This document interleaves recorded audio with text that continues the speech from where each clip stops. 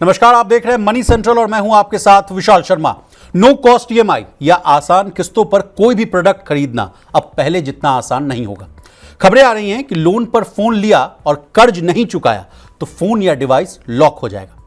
अब फोन की बात होगी तो रिचार्ज प्लान की भी बात कर लेंगे। देश के टेलीकॉम ऑपरेटर्स ने सस्ते इंटरनेट वाले प्लान को हटा दिया है। इसके अलावा डीओटी यानी डिपार्टमेंट ऑफ टेलीकम्युनिकेशंस और टेलीकॉम कंपनियों के बीच फिर से एजीआर ड्यूज को लेकर लड़ाई जो है वो शुरू हो गई। पूरे मसले को विस्तार से समझने के लिए हमारे साथ मौजूद हैं हमारे सहयोगी और वरिष्ठ आर्थिक पत्रकार प्रवीण शर्मा सर, आपका मनी सेंट्रल में बहुत स्वागत है। Thank you Vishal.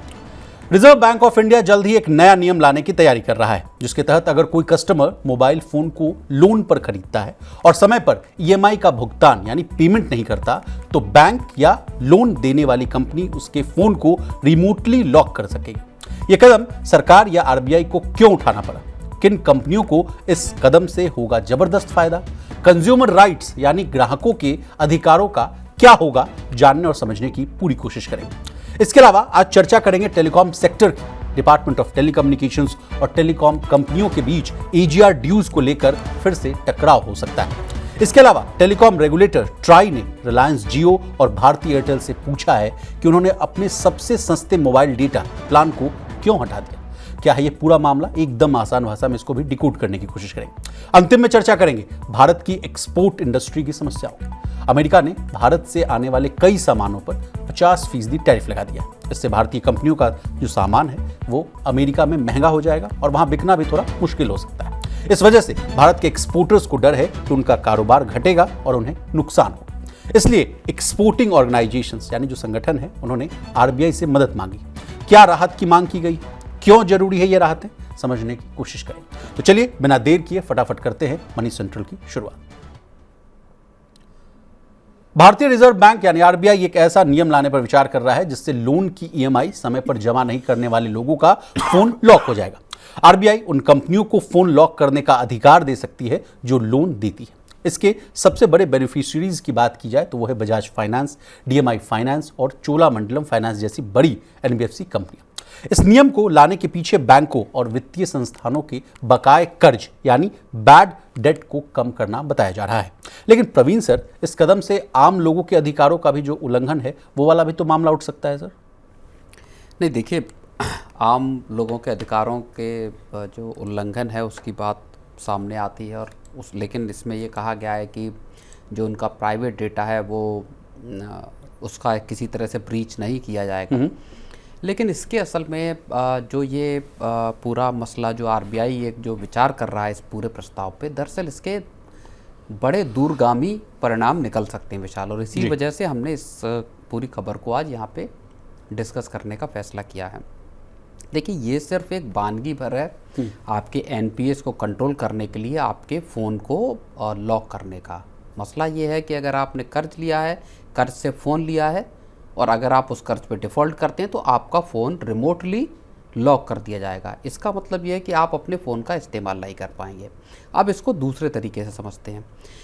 फ़ोन आज की तारीख में आपका फ़ोन जो है वो आपकी सबसे महत्वपूर्ण एक डिवाइस है। बेसिक एमिनिटी ऑफ लाइफ समझिए ना, उसका एक अहम हिस्सा है सर। बिल्कुल, आपके पैसे के लेन देन से लेके आपके सारे आधिकारिक जो कामकाज हैं जिनमें आप सरकार का कहीं पे भी दखल इन्वॉल्व है, आधार हो गया, पैन हो गया, आईटीआर हो गया, सारी चीज़ों के आपके ओटीपी यहाँ आते हैं। कुछ स्कैन करना हो गया, पेमेंट करना हो गया, डिजिटल ट्रांजैक्शन हो गए, वो सारा आप अपने फ़ोन के जरिए करते हैं। तो धीरे धीरे पिछले अगर हम 8-10 साल की बात करें तो लोगों का कामकाज पूरी तरह से फ़ोन पे शिफ्ट हो गया है, अपने ऑफिस के काम हो या बाकी। अब अगर आप मान लीजिए डिफ़ॉल्ट करते हैं किन्हीं भी परिस्थितियों में, वैसी परिस्थिति में आपका फ़ोन लॉक कर दिया गया। लॉक कर दिया गया मतलब आप पूरी तरह से जो भी आपके ऑपरेशंस हैं, कामकाज हैं, चाहे लेन देन के हों या बाकी, उन सब से आप पूरी तरह कट ऑफ हो गए। तो एक तरह से जैसे अगर हम ये मान के चलते कि कभी मान लीजिए साइबर अटैक होता है और पूरी की पूरी एक व्यवस्था जो है वो पंगु बनाई जा सकती है, एकदम उसको लचर किया जा सकता है, घुटनों पे लाया जा सकता है। इसी तरह से ये जो पूरा अगर प्रस्ताव लागू होता है तो जो कर्ज पे डिफॉल्ट करने वाले हैं वो एक तरह से घुटनों पे आ जाएंगे। नहीं, कल ही सर, माफ़ी चाहूँगा मैं आपको रोक रहा हूँ, कल भी साइबर सिक्योरिटी पर लेकर हम लोगों ने एक बहुत अच्छा वेबिनार किया था, इसमें साइबर सिक्योरिटी एक्सपर्ट्स भी आए थे। उन्होंने भी कहा था कि अगर मान लीजिए पैसा अगर आपका कहीं चला जाता है तो उसको 1930 के आसपास अगर आप कॉल करते हैं तो वो पैसा ब्लॉक हो जाता है। तो ठीक उसी तरीके से ब्लॉक करने की कोशिश की जाएगी फ़ोन को। आपका फ़ोन ही लॉक हो जाएगा, आप उससे किसी तरह की एक्टिविटी कर ही नहीं पाएंगे। फ़ोन आपका पूरी तरह से बंद है एक तरह से। अब इसका फ़ायदा किसको है? इसका फ़ायदा जाहिर तौर पे बैंक हो गए, एनबीएफसीज हो गए, जो कर्ज आपको दे रहे हैं कि आप, और ख़ासतौर पे बजाज फाइनेंस हो गया जो बजाज फिनसर्व के जिसके जरिए लोन दिए जाते हैं, और अलग अलग बैंक्स भी देते हैं। अब नो ईएमआई का ऑप्शन हो गया, जीरो नो कॉस्ट ईएमआई का हो गया, चाहे आप ई कॉमर्स से लें या कहीं से भी लें। तो इन कंपनियों को, बैंक्स को, इनको फ़ायदा होने वाला है, क्रेडिट कार्ड कंपनियों को फ़ायदा हो सकता है, लेकिन कंज्यूमर्स के लिए ये एक खतरे की घड़ी है जी, मुश्किल का सवाल है। और इसके जो मैं फार रीचिंग कॉन्सिक्वेंसेस की बात जब कर रहा था, तो उसमें आप ये समझिए कि ये एक केवल एक्सपेरिमेंट के तौर पे भी हो सकता है आगे के कामों के लिए। मतलब आप ये कहना चाह रहे हैं सर कि अभी तो बस एक फ़ोन जो है वो बानगी है, आगे मान लीजिए अगर आपको सोफ़ा खरीदना है, टीवी खरीदना हो, हाउसिंग लोन है, कार लोन है, उन सब जगहों पर भी ऐसी पाबंदियां लगेंगी। बिल्कुल, फ़ोन को लॉक करके एक तरह से क्या ये एक प्रयोग है इस बात को देखने का कि क्या जो स्लिपेज हैं लोन के इस तरह के, उनको क्या रोका जा सकता है, और अगर इस तरह की चीज़ें कारगर होती हैं तो आपके फ़ोन को दूसरे जो आपके लोन हैं, मान लीजिए आपका होम लोन है, कार लोन है, उनके लिए भी आपका फ़ोन पूरी तरह से ब्लॉक हो सकता है। जी, ऐसा ही कुछ आगे जाके सरकार इस तरह की स्टेप उठा सकती है। प्रवीण सर, ऐसा ही कुछ 2023 में भी हुआ था। कहा गया था कि फ़ोन पे ने करीब 10,000 डिफ़ॉल्टर्स के जो फ़ोन हैं वो ब्लॉक करने की योजना बनाई थी, लेकिन तब जो है देश का जो केंद्रीय बैंक है आरबीआई, उस पर रोक लगा दिया था। अब लेकिन चूंकि आरबीआई जो है इस सिस्टम से देखिए, कोई एक कंपनी सिर्फ अपने ऐप को लॉक कर सकती है, कोई एक कंपनी पूरा आपका फ़ोन लॉक नहीं कर सकती कि आपके फ़ोन को ऑपरेट करने से ही आपको रोक दे। किसी भी एक कंपनी, इसके लिए आपको सरकारी कानूनों की ज़रूरत होगी जिसके तहत आपका फ़ोन पूरी तरह से बंद कर दिया जाएगा। और इसीलिए मैं इस बात को कहता हूं कि अगर आपका फ़ोन बंद होता है और मान लीजिए आपको नई सिम लेने, देखिए आप फ़ोन लेने जाएंगे, आपके सारे के सारे नंबर जो है IMEI जो बोल रहे हैं, हाँ, सारा आपके जो फ़ोन के बैंक के जो नंबर हैं, बैंक के जो आपका केवाईसी है, वो सब आपके आधार, पैन, इनसे हैं। आपको हो सकता है नई सिम भी लेने से रोक दिया जाए, और जब आप नई सिम भी नहीं ले पाएंगे तो आप किसी भी हालत में फिर जो भी कर्ज है, मान लीजिए आपके पास होम लोन है, आप उसको नहीं चुका रहे, जो होम फाइनेंस कंपनी है जिसने आपको कर्जा दिया है वो सरकार के पास जाए या इस कानून का इस्तेमाल करे और आपका उठा के फ़ोन लॉक कर दे। अब आप किसी तरह का ट्रांजैक्शन नहीं कर पाएंगे। जब आप नई सिम अगर लेने जाते हैं तो आपके ऊपर ऑलरेडी उस पर बैन है, आपको नई सिम भी नहीं मिलेगी। इस तरह से आप पूरी के पूरी जो आपके ऑपरेशंस हैं वो एक तरह से ठहर सकते हैं, रुक सकते हैं। तो इसके लंबे परिणाम निकल सकते हैं अगर इस तरह का सरकार अगर चाहेगी तो आने वाले टाइम में जो डिफ़ॉल्टर्स हैं उन पे बहुत बड़ी सख्ती हो सकती है। प्रवीण सर, मेरे पास कुछ आंकड़े हैं। अभी तो जो फ़ोन से जो बानगी की शुरुआत की जा रही है उसके पीछे आरबीआई का कहना है कि डिजिटल लोन पर जो डिफ़ॉल्ट है वो बहुत तेज़ी से बढ़ रहा है। 2022 में जहां डिजिटल लोन का जो NPA था सर वो 2.5% था, जो 2024 में बढ़कर सीधे 5% हो गया है। छोटे लोन, मान लीजिए जिसको ब्रैकेट में लिखा हुआ है सर कि 5,000 से लेकर 50,000 तक के लोन जो है उसको सबसे ज़्यादा डिफ़ॉल्ट करते हुए नज़र आ रहे हैं लोग। तो यानी फ़ोन लिया और उसको चुकाया नहीं, तो शायद इसको एज ए पायलट प्रोजेक्ट जैसा कि आप भी कह रहे हैं। इसमें फ़ोन है, इसमें आपके कंज्यूमर ड्यूरेबल्स हो गए, वाइट गुड्स हो गए, AC हो गया, फ्रिज हो गया, TV हो गया, स्मार्टफोन हो गए आपके, फिर इसी तरह के दूसरे गैजेट्स को ख़रीदने का मान लीजिए हो गया। ये सारी चीज़ें नॉर्मली अब जो ख़रीदी जा रही हैं वो एक तो बड़ा हिस्सा आपका है ऑनलाइन प्लेटफॉर्म से ख़रीदने का, और दूसरा इन सभी प्रोडक्ट्स पे आपको आसानी से फाइनेंस की फैसिलिटी अवेलेबल है। तो लोग जाते हैं 2 साल की किस्त बनवाई और उठा के TV ले आए या वॉशिंग मशीन ले ली। इस तरह से कंज्यूमर फाइनेंस का जो पूरा बिजनेस है वहाँ पे एक सरकार की नज़र पड़ सकती है। अब sir other side of the story पर भी चर्चा कर लेते हैं। कहा जाता है कि भारत में 1.16 बिलियन मोबाइल कनेक्शंस हैं, तो ये भी कहा जा रहा है सर कि अगर ये नियम लागू किया गया है तो इतने लोग अफेक्ट हो सकते हैं। हालांकि इसके पीछे का तर्क आप बता रहे हैं कि उनसे सहमति ली जाएगी जब भी वो एग्रीमेंट साइन करेंगे। मान लीजिए कोई लोन आदमी लेता है तो समय उनका मान लीजिए फिंगरप्रिंट से लिया जाता है या साइन कराया जाता है उस लोन एग्रीमेंट पर, तो क्या उसी में एक क्लॉज जुड़ जाएगा कि ये ऐप इंस्टॉल हो जाएगा और आपका फ़ोन अगर आपने पे नहीं किया तो आपका फ़ोन लॉक हो जाएगा? इसको लेके जो कर्ज की वसूली को लेके जो नियम कायदे कानून हैं, जो कानून बने हुए हैं, उसमें मुझे लगता है कि चीज़ों को लेके आना पड़ेगा। उसके बाद ही आप किसी के एक तरह से देखिए, फ़ोन का इस्तेमाल एक बेसिक राइट आज के वक्त पे है। वहाँ अगर आपको रोकना है किसी को, तो फिर आपको कानून का सहारा लेना पड़ेगा। हो सकता है मामला फिर सुप्रीम कोर्ट और उसमें भी उसकी जैसे आधार वाला मामला जो गया था सर सुप्रीम कोर्ट में। बिल्कुल। लेकिन हालांकि sir the end of the story ये है सर कि लेकिन बात असल में क्या है, रिजर्व बैंक जो करना चाहता है, इसको सबसे बड़ी जो इसकी चीज़ है, सबसे बड़ी जो महत्वपूर्ण समझने वाली बात है, इसके बहुत लंबे दूरगामी असर हो सकते हैं, परिणाम हो सकते हैं। और जो केवल और केवल आप समझिए कि स्मार्टफोन आपने खरीदा और नहीं चुकाया, वहाँ आपका लॉक हो गया, ये असर फिर दूर तक जाएगा। बात निकली है तो दूर तक जाएगी, और वो फिर home loan, car loan, personal loan, इन सारी चीज़ों में इसको अप्लाई करने की कोशिश की जा सकती है। सर आपने पर्सनल लोन की बात की, तो क्या जो हम लोग कई बार मनी सेंट्रल में इस बात को डिस्कस कर चुके हैं कि ग्रामीण क्षेत्र में टियर 2, टियर 3 सिटीज़ में जो लोग हैं, जो बेरोजगार जनता है, जो स्टूडेंट्स है, उसको लेकर भी हम लोगों ने कई बार स्टोरी की थी कि लोगों को बहुत आसानी से छोटा मोटा लोन मिल जाता है। वो भी लोन ले लेते हैं 10,000, 20,000, 50,000 और फिर उसको रिपे नहीं करते हैं, फिर उसके बाद तमाम झंझटें चलती हैं। उन सब पर भी लगाम लग सकता है?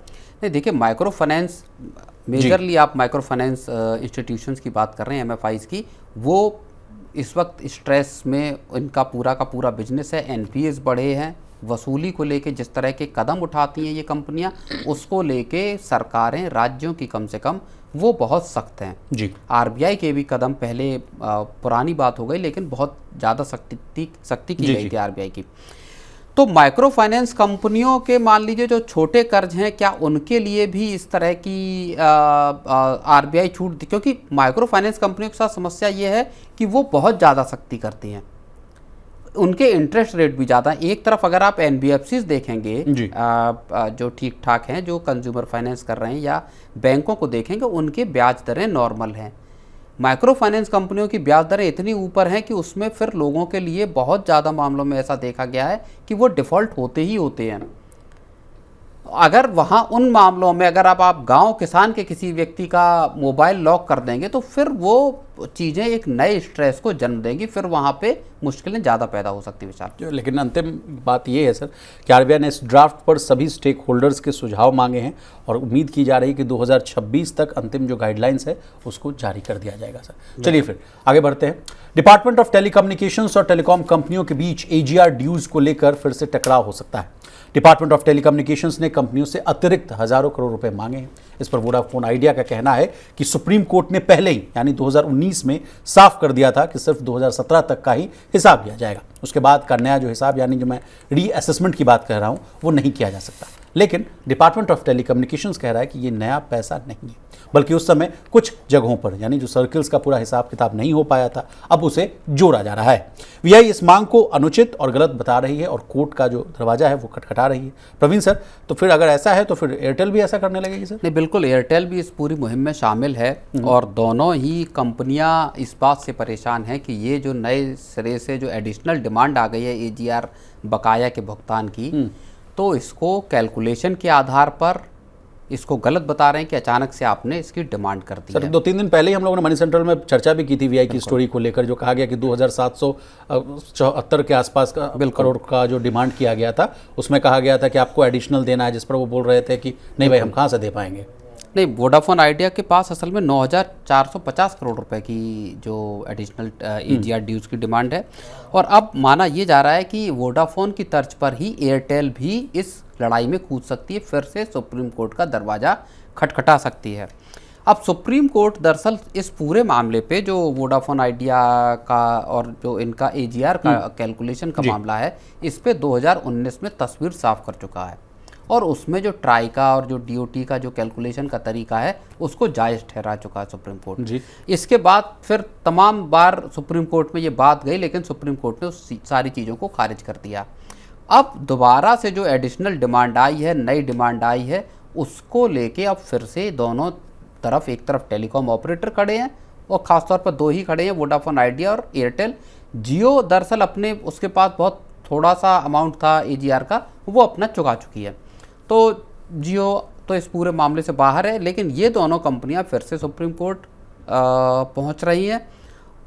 अब इनका कहना ये है कि साहब ये अचानक से कभी भी उठ के और कोई भी डिमांड निकाल देते हैं, अब तक सोते रहे क्या ये। दूसरी तरफ डीओटी का ये कहना है कि साहब हम 2019 में जब ये ऑर्डर आया उसके बाद फिर हमने असेस करना शुरू किया। 22 सर्किल हैं, 22 सर्किलों में अलग अलग जब अधिकारियों ने उनको असेस किया, उनका आकलन किया, तो अब जाके ये रकम निकल के सामने आई है और अब इसका भुगतान इनको करना पड़ेगा। इसमें कोई कैलकुलेशन का या कोई नया मसला है ही नहीं, कोई नई डिमांड है ही नहीं, ये तब की ही डिमांड है जिसको इनको चुकाना था, जिसको हमने जारी अब किया है। तो सर इसमें कौन सच्चा है कौन झूठा है, इसका फैसला कौन करेगा? कोर्ट। अब तो बात तो कोर्ट पे पहुंच गई है, लेकिन अगर कैलकुलेशन के को लेके कोई लड़ाई नहीं है तो ये समझिए कि डीओटी इसमें सही साबित होगी। अगर कैलकुलेशन में कोई, क्योंकि वो कह रहे हैं ये तो डिमांड वही है जो पीछे थी, हमने बस इनको भेजा नहीं था या इनसे मांगा नहीं था। लेकिन वो ऐसा नहीं है कि अगर नहीं मांगा था तो सरकार अपने खजाने पे चोट सह लेगी। आखिर भाई पिछले 5 साल पहले 10 रुपये बकाया थे, अब उसने आज उसकी डिमांड की कि आप हमारे वो 5 साल पहले के 10 रुपये लौटा दीजिए। इसका मतलब कोई कहे कि नहीं साहब ये आप कहाँ से अचानक से उठा के ले आए, इसका मतलब ये नहीं कि वो डिमांड थी नहीं, डिमांड है। लेकिन अब यहाँ पे सरकार का भी दरअसल कन्फ्यूजन जाहिर होता है। 2019 के फैसले में और 2025 में आके उसकी डिमांड करने का कोई सिर और पैर नहीं है। हाँ, अचानक से आपको कहाँ से मतलब जानकारी हो जाती कि ये तो मेरा 10,000 करोड़ का बकाया इन पे पड़ा हुआ है। तो सरकार के मोर्चे पे भी दरअसल बहुत सारी गड़बड़ियाँ इस तरह की हैं जहाँ पे कि आप अचानक उठते हैं, अचानक आते हैं, कहते हैं कि ये टैक्स का नोटिस पकड़िए, ये तो आप पे डिमांड पिछले 10 साल पहले की है। इन्हीं चीज़ों को लेके दरअसल रिफॉर्म की बात होती है कि आपका जो पॉलिसी है वो स्टेबल होनी चाहिए, टैक्स को लेके प्रेडिक्टेबिलिटी होनी चाहिए, एक प्रेडिक्शन होना चाहिए कि साहब आपके ऊपर इतना टैक्स बनेगा या इतनी देनदारी है, ये एक कंपनी को पता होना चाहिए। मान लीजिए मैं 1000 रुपये लगा रहा हूँ तो मेरे दिमाग में ये अंदाजा होना चाहिए कि मुझको इस 1000 रुपये पे 50 रुपये का टैक्स देना है। अब जब कोई, और एफडीआई को लेके भी यही बात है, जो बड़े बड़े जो जानकार लोग हैं वो यही कह रहे हैं कि एफडीआई आपके पास तब आएगा जब आप अपनी टैक्स की पॉलिसीज़ में और पूरा का पूरा सिस्टम में एक ट्रांसपेरेंसी रखेंगे, पॉलिसीज़ में स्टेबिलिटी लेके आएंगे, कंसिस्टेंसी रहेगी पॉलिसीज़ में। अब आपने एफडीआई मान लीजिए कोई लेके आता है, कोई विदेशी कंपनी। नहीं सर, वीआई का ये स्पेसिफिक बात कर लेना। अभी तो हम लोग चर्चा भी कर रहे थे कि $1 अरब के आसपास का हम लोग इन्वेस्टर खोज रहे हैं, नया लोग कोई आए जो मैनेजमेंट को भी संभाले, कुछ स्टेक भी ले ले। आदित्य बिरला ग्रुप भी कह रही थी कि चलिए हम 10-15% का स्टेक भी मान लीजिए बेच दीजिए। कहाँ से कोई ले पाएगा सर? जिस तरह का जो कन्फ्यूजन है, 26 से आप कह रहे हैं कि हम ऑपरेशन चला नहीं पाएंगे, पैसा है नहीं हमारे पास, और 2 लाख करोड़ का कर्ज है, 1.18 करोड़ का, तो सर मुझे लगता है कि लाइसेंस वाला फीस वाला मामला ही जुड़ा हुआ है और 84,000 करोड़ का एजीआर ड्यूज है।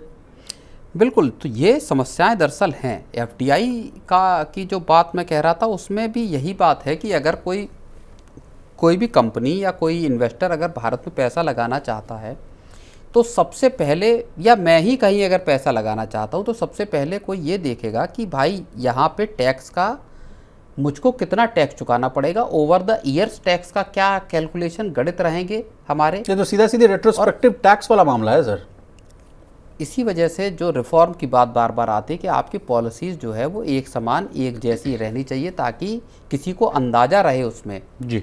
और यहाँ पे सरकारों की थोड़ी, आप एक बार क्लियर कर लीजिए इस पूरे मसले को। टेलीकॉम सेक्टर ख़ास तौर पे जो टैक्स के मसला है एजीआर का लेके या लाइसेंस फ़ीस को लेके या स्पेक्ट्रम यूसेज चार्ज को लेके, वो बड़े कॉम्प्लेक्स और ऐसे हैं कि जिनमें सालों साल कोर्ट की लड़ाई और बहस में कंपनियां फंसी हुई हैं जी। तो ये मसले कुछ ऐसे हैं जिसमें मुझे लगता है कि निपटारा सरकार को सोच समझ के कंपनियों के साथ बैठ के इसका निकालना चाहिए। लेकिन प्रवीण सर, टेलीकॉम सेक्टर से जुड़ा हुआ एक और खबर भी है, जो कहा जा रहा है कि टेलीकॉम के रेगुलेटर जो है ट्राई, उन्होंने जियो और तमाम जितने भी जो ऑपरेटर्स हैं उनको लताड़ा है।